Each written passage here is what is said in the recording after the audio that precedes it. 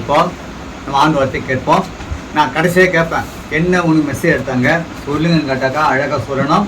குறித்து வச்சுங்க, டேட்டை போடுங்க, யார் மெசேஜ் நம்ம பேரை போடுங்க, என்ன தலைப்பு பார்த்து வச்சுங்க.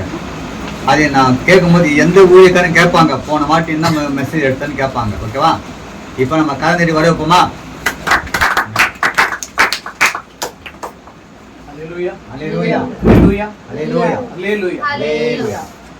இவ்வளவு நேரம் அழுகையா உங்களுக்கு இருந்திருக்கலாம்.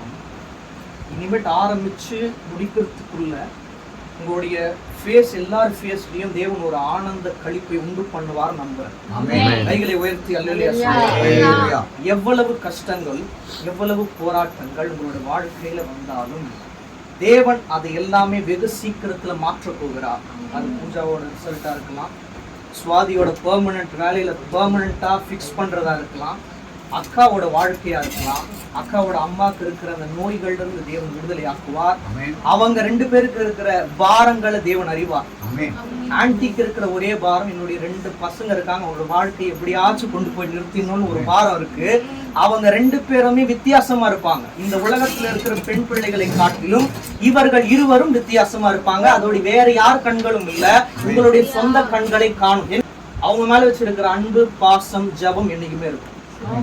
ஏதோ பேசாம இருக்கிறதுனால அன்பு பாசம் இல்ல, இங்க வராம இருக்கிறதுனால அது இல்ல, எப்பவுமே இருக்கும்.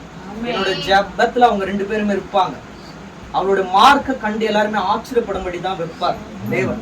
இன்று நம்ம எடுக்க போற டாபிக்கே ஒரு வித்தியாசமானது. 7:45 முடிக்கணும் அப்படின்றதுனால தேவனுடைய வார்த்தைக்கு நேரா நம்ம போகலாம். எடுத்து வாசிக்கலாம்.